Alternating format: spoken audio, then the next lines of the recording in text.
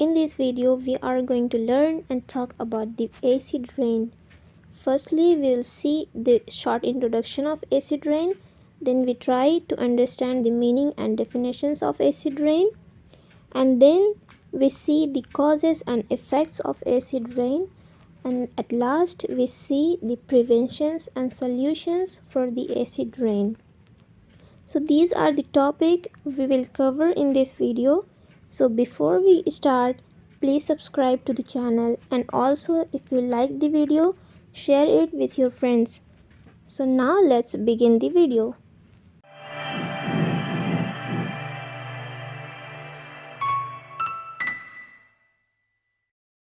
Introduction देखते हैं। Acid rain क्या होता है? एसिड रेन अगर बहुत ही सिंपल टर्म्स में बोलेंगे तो एक ऐसा रेन जिसका पीएच लेवल जो है वो नॉर्मल वाटर से ज़्यादा एसिडिक हो। ठीक है, क्या बोलेंगे? एसिड रेन एक ऐसा रेन जिसका कि पीएच लेवल जो है वो नॉर्मल वाटर से ज़्यादा एसिडिक हो, उसको हम लोग बोलेंगे एसिड रेन। ठीक है, देखो यहाँ लिखा हुआ है acid rain is a result of human activities that release sulphur dioxide and nitrogen oxide into the atmosphere.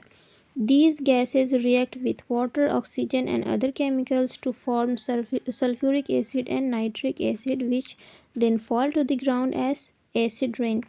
अब क्या होता है, जो ह्यूमन एक्टिविटीज़ है, ठीक है, इंडस्ट्रीज़ में जो है ह्यूमन जो है वो क्या करता है, वो बहुत ही ज़्यादा गैसेस जो है वो उनका एमिशन करता है। ठीक है, जैसे कि सबसे पहला जो हम लोग का गैस है वो है सल्फ़र डाइऑक्साइड। ठीक है, और दूसरा है नाइट्रोजन ऑक्साइड। ठीक है, ये दो नेम याद रखना है, एक है SO2 और दूसरा है NO।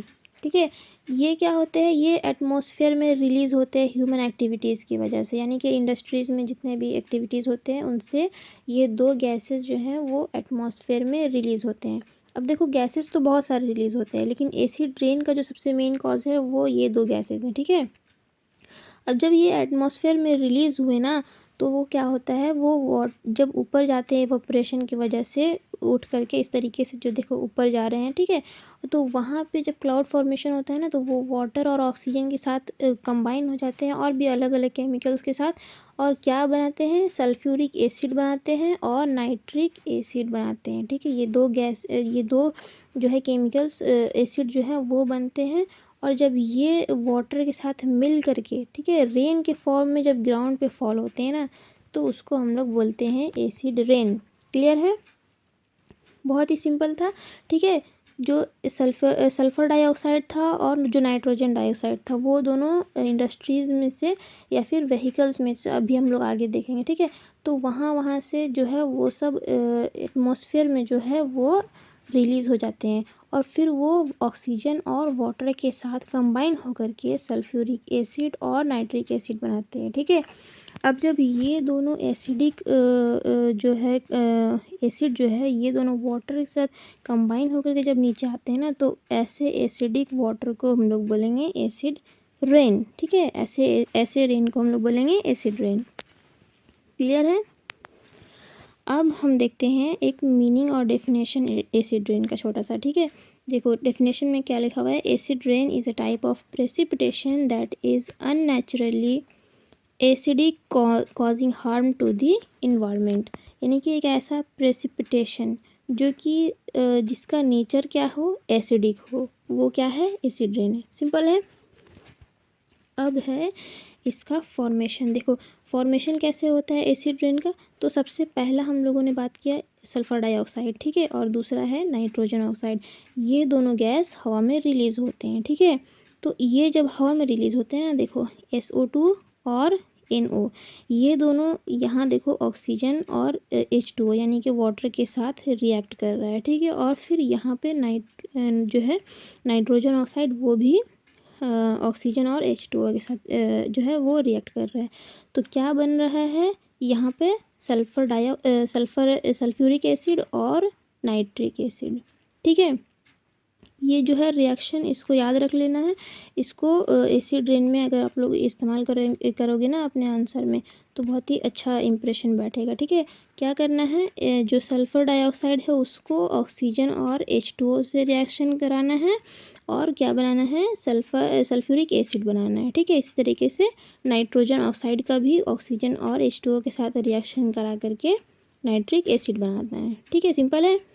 अब देखो आगे हम लोग बात करेंगे रॉबर्ट स्मिथ की। ठीक है, तो ये कौन थे, ये एक स्कॉटिश केमिस्ट थे। ठीक है, अब इनकी बात हम लोग क्यों कर रहे हैं, इसलिए कि इनको फादर ऑफ एसिड रेन बोला जाता है। ठीक है, फादर ऑफ एसिड रेन कौन है, तो रॉबर्ट स्मिथ है। ठीक है, देखो इन्होंने जो ये फ्रेज़ है ना एसिड रेन, यानी कि ये जो टर्म है एसिड रेन, सबसे पहले इन्होंने ही यूज़ किया था कब, 1852 में। ठीक है, तो जब यहाँ पे इनकी जब इन्वेस्टिगेशन चल रही थी, ठीक है, किस चीज़ की investigation, of rain water chemistry near industrial cities in England and Scotland.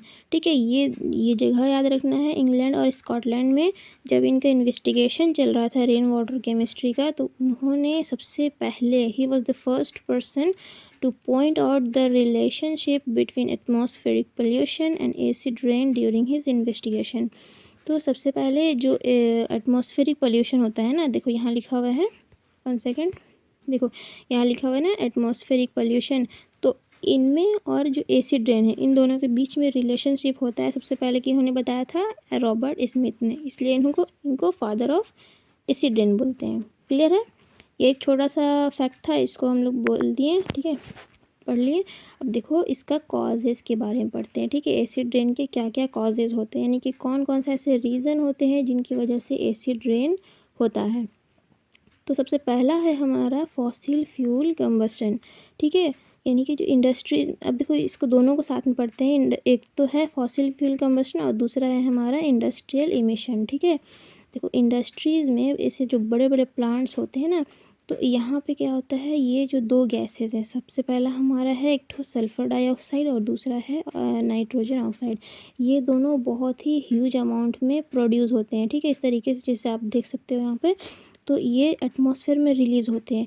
अब जब ये वहाँ पे रिलीज़ होते हैं ना, तो ये जब क्लाउड फॉर्मेशन के वक्त जब ये रेन जब बनता है, तो उस टाइम क्या होता है कि ये वाटर के साथ मिल करके और ऑक्सीजन के साथ मिल करके जब एसिडिक फॉर्म में जब नीचे आते हैं ना, तो वो बहुत ही ज़्यादा उनका जो पीएच लेवल है वो बहुत कम होता है, और जिस वजह से इनको हम लोग एसिड रेन बोलते हैं। ठीक है, तो क्या कॉजेज़ हुआ, तो इंडस्ट्रीज़ से जितने भी गैसेज जो रिलीज़ हो रहे हैं एटमॉस्फेयर में, ठीक है, वो एक कॉज होते हैं, वो एक रीज़न होते हैं एसिड रेन का। ठीक है, यहाँ पे लिखा हुआ है burning of coal, oil and natural gases in power station and vehicles releases pollutant into the atmosphere। ठीक है, और दूसरा है हमारा इंडस्ट्रियल एमिशन। यहाँ पे भी वही है कि chemical factories and industrial processes emits large amount of sulphur dioxide and nitrogen oxides. ठीक है, ये दो गैस जो है इनको बहुत ही अच्छे से याद रखना है, एक है सल्फ़र डाइऑक्साइड और दूसरा है नाइट्रोजन ऑक्साइड। ये दो जो गैस है वो एसिड रेन के लिए बहुत ही ज़्यादा जो है रिस्पॉन्सिबल है। ठीक है, अब दूसरा हम बात करते हैं नेचुरल कॉजेज़ में एसिड रेन का, वो है नेचुरल कॉजेज़। ठीक है, तो देखो वोल्केनिक इरप्शन, यानी कि इस तरीके से जो वोल्केनो इरप्ट हो रहा है, यहाँ पे आप लोग देख सकते हो, और फिर अर्थक्वेक जो होता है। ठीक है, नेचुरल फायर्स, यानी कि फॉरेस्ट में जो फायर्स लगते हैं वो, और फिर लाइटनिंग यानी कि बिजली। तो इन सब वजह से क्या होता है, रिलीज़ होता है सल्फ़र डाइऑक्साइड और nitrogen oxide into the atmosphere.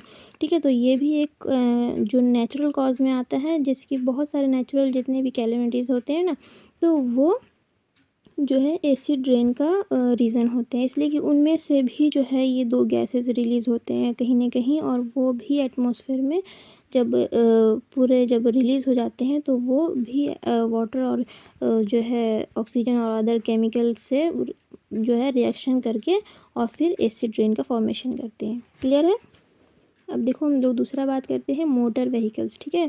देखो इस तरीके से जो आप लोग यहाँ पे देख सकते हो ना, ये जो बस से जो ये धुआं जो निकल रहा है, तो ये क्या करता है, इसमें भी जो है नाइट्रोजन ऑक्साइड जो है वो प्रेजेंट होता है, ठीक है। Motor vehicles such as cars, buses, bikes produces nitrogen oxides, ठीक है।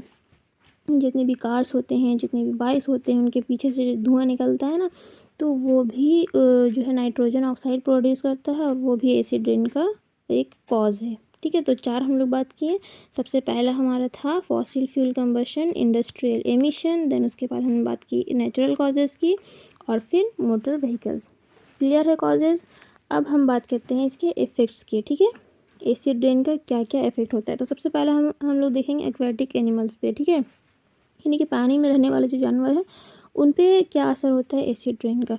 तो यहाँ लिखा हुआ सबसे पहला जो है डिस्ट्रप्शन ऑफ एक्वेटिक इकोसिस्टम। जो इकोसिस्टम होता है पानी वाले जानवर का, जो एक इकोसिस्टम होता है, जितने भी फिश होती हैं वहाँ रहती हैं, या फिर और भी अदर एनिमल्स, तो उनकी लाइफ पे बहुत ही बुरा असर पड़ता है एसिड रेन का, ठीक है। कैसे? इसलिए कि उस पे जो वाटर होता है ना, उसका पीएच लेवल जो है वो एसिड रेन की वजह से कम हो जाता है। कम हो रहा है यानी कि एसिडिक हो रहा है, ठीक है। और जब एसिडिक होगा तो उनके लिए सर्वाइव कर पाना बहुत ही मुश्किल हो जाएगा, ठीक है। तो ये एक इफेक्ट हुआ। देन उसके बाद हम लोग बोलेंगे रिड्यूस्ड बायोडाइवर्सिटी, ठीक है। देखो जब जैसे कि फ़िश के जो लाइफ पे अफेक्ट कर रहा है, तो बायोडाइवर्सिटी भी अफेक्ट होगा, इसलिए कि जो जितने भी स्पीशीज़ हैं ना वहाँ पे, तो उनके ओवरऑल जितना भी लाइफ है उस पे अफेक्ट कर रहा है, और इससे बायोडाइवर्सिटी जो है वहाँ का इकोसिस्टम का वो भी डिस्टर्ब होगा, ठीक है। तो क्या होगा कि जो it can lead to a decline in the population of sensitive aquatic species affecting the overall biodiversity of ecosystems, ठीक है। मतलब जो वहाँ पे लाइफ, जो अलग अलग तरह के बहुत सारे स्पीशीज़ होते हैं, उनके लाइफ को डैमेज करेगा, और उनके जो पॉपुलेशन को है वो डिक्लाइन कर देगा। अब थर्ड हम लोग क्या है, अल्टर्ड रिप्रोडक्टिव पैटर्न्स, यानी कि जो रिप्रोडक्शन सिस्टम होता है उन पे, उनको भी अफेक्ट करता है ये एसिड रेन, ठीक है। Increase in acidity can disturb the reproduction and early development of aquatic organisms, ठीक है। उनका डेवलपमेंट अच्छे से नहीं हो पाएगा, उनको सर्वाइवल बहुत ही मुश्किल हो जाएगा। एक्वेटिक एनिमल्स पे बहुत ही बुरा असर पड़ा। अब देखो दूसरा, अब हम लोग बात करते हैं एसिड रेन का अफेक्ट जो है वो प्लांट्स और एनिमल्स पे क्या होता है, ठीक है। सबसे पहले हम लोग बात करते हैं वेजिटेशन का, यानी कि प्लांट्स का। तो डैमेज टू वेजिटेशन। देखो एसिड रेन जो है वो क्या करता है, डैमेज करता है leaves, stems and root systems of plant, affecting their growth and survival. यानी कि जो एसिड रेन है वो क्या करता है, प्लांट्स पे जो लीव्स होते हैं, जो स्टेम्स होते हैं, जो उनका रूट होता है, उनको कहीं ना कहीं पूरे तरीके से डैमेज करता है, और उनका सर्वाइवल जो है वो अफेक्ट करता है, ठीक है। उनका ग्रोथ जो है वो सही से नहीं होता है, और उसके बाद जो है उसका अफेक्ट सॉइल पे भी होता है, ठीक है। सॉइल एसिडिफिकेशन होता है एसिड रेन की वजह से। ये क्या होता है, यानी कि सॉइल का जो नेचुरल जो उनका सॉइल का जो है पीएच लेवल वो बहुत ही ज़्यादा रिड्यूस हो जाता है, ठीक है। देखो यहाँ लिखा हो ना, it can reduce the soils pH affecting the availability of essential nutrients for plants Uptake. मतलब कि जो प्लांट्स को जो जितने भी इसेंशियल न्यूट्रिशन, जितने भी उनको ज़रूरत होते हैं, तो उनको सही से सॉइल से नहीं मिल पाता है, इसलिए कि सॉइल का तो एसिडिफिकेशन हो गया है। तो ये जो प्लांट का जो ग्रोथ है उसको अफेक्ट करता है, ठीक है। जब सॉइल ही सही नहीं रहेगा तो प्लांट का ग्रोथ कहाँ से होगा, ठीक है। क्लियर है। अब देखो हम दूसरा बात करते हैं effects of acid rain on monuments, यानी कि इस तरीके से जो मॉन्यूमेंट्स होते हैं, ठीक है। जैसे यहाँ पे हम लोग का ताजमहल है, और उसके बाद हम लोग यहाँ पे देख सकते हैं यहाँ पे स्टैच्यू ऑफ लिबर्टी है। तो इस पे आप देखो कलर, पहले देखो यहाँ पे वाइट था, ठीक है, ये वाला वाइट है, और यहाँ पे जो है थोड़ा येलोइश शेड आ रहा है, ठीक है। उसी तरीके से यहाँ पर देखो ये पिंक शेड में है, ठीक है, और यहाँ पे थोड़ा ये स्काई शेड में है, ठीक है। तो ये जो है एसिड रेन की वजह से होता है, यानी कि जो इसका ऊपर का जो लेयर होता है ना, उसको एसिड रेन जो है वो डैमेज करता है, और उसका जो नेचुरल कलर है उसको ख़राब कर देता है। देखो यहाँ लिखा हुआ है acid rain has led to corrosion of the marble surface causing damage to the intricate carvings. तो जो एसिड रेन होता है वो क्या होता है, जो मार्बल्स जो बाहर में लगे रहते हैं उनको डैमेज करता है, ठीक है, उनके कलर को ख़राब करता है। और उसके बाद है स्टैचू ऑफ लिबर्टी। तो स्टैचू ऑफ लिबर्टी क्या है, यहाँ पे लिखा हुआ है the statue has suffered erosion of its copper surface due to the exposure of acid rain affecting its iconic appearance. ये आपको इतना डिटेल में नहीं जानना है, बस खाली इतना याद रखना है कि जो मॉन्यूमेंट्स होते हैं उनके भी जो है अफेक्ट होते हैं एसिड रेन की वजह से। जितने हम लोग जो एग्जांपल याद रखना है एसिड रेन की वजह से, जो स्टैचू ऑफ लिबर्टी वो और ये ताजमहल, ठीक है, ये दोनों डायग्राम याद रखना, याद रहेगा। अब हम देखते हैं इसका प्रिवेंशंस, यानी कि कौन कौन से ऐसे प्रिकॉशंस हो सकते हैं, कौन कौन से ऐसे तरीका हो सकता है जिससे हम लोग एसिड रेन को जो है वो कंट्रोल कर सकें, ठीक है, यानी कि एसिड रेन के इफेक्ट्स को जो है वो कम कर सकें। तो सबसे पहला है हमारा रिडक्शन ऑफ इमिशंस। देखो जैसे सबसे पहले हम लोग बात किए थे ना कॉज क्या था, वो इंडस्ट्रीज से जितने भी एमिशंस होते हैं जो गैसेस के, तो अगर हम लोग उन पे रिडक्शन, इनको उनके एमिशंस पे रिडक्शन अगर हम लोग लगा दें, उनके प्रोडक्शन में अगर हम लोग कमी कर दें, ठीक है, जब प्रोड्यूस ही कम होगा तो अफेक्ट भी कम हो जाएगा ऑटोमेटिकली, ठीक है। यहाँ पे लिखा हुआ है कि implementing technologies to reduce the release of sulphur and nitrogen compounds from power plants and vehicles. मतलब जितने भी व्हीकल्स होते हैं, जो पावर प्लांट्स होते हैं, उन सब में से अगर हम लोग ये गैसेस का जो रिलीज़ जो करने का जो अमाउंट है उनको अगर हम लोग कम कर देंगे तो एसिड रेन को कहीं ना कहीं प्रिवेंट किया जा सकता है। क्लियर है।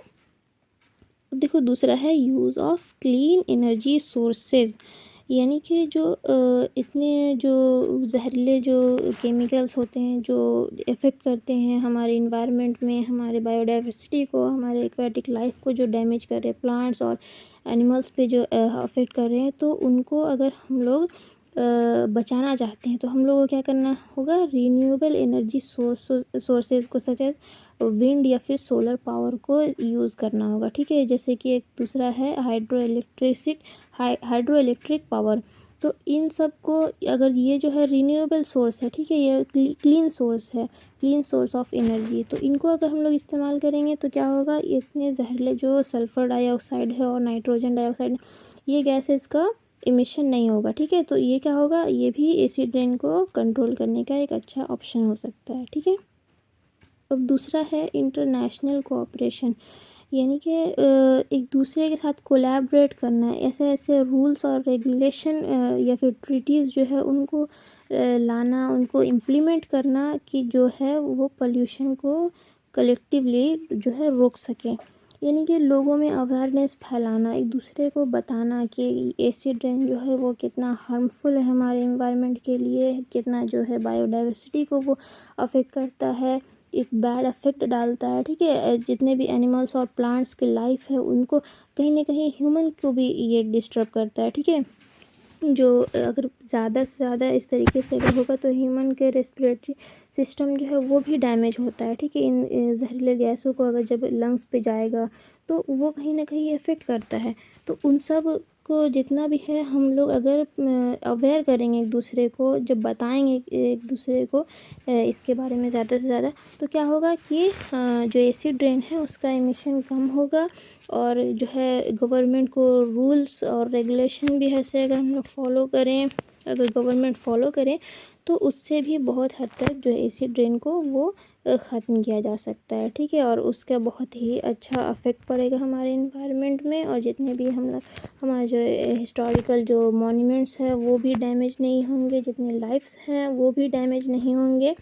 तो कहीं ना कहीं ये कुछ तरीके हो सकते हैं जो है एसिड रेन को रोकने का, ठीक है। सो आई होप आपको बहुत ही अच्छे से क्लियर हुआ होगा, और अगर कुछ भी ऐसा डाउट होता है तो आप फिर पूछ सकते हैं, ठीक है।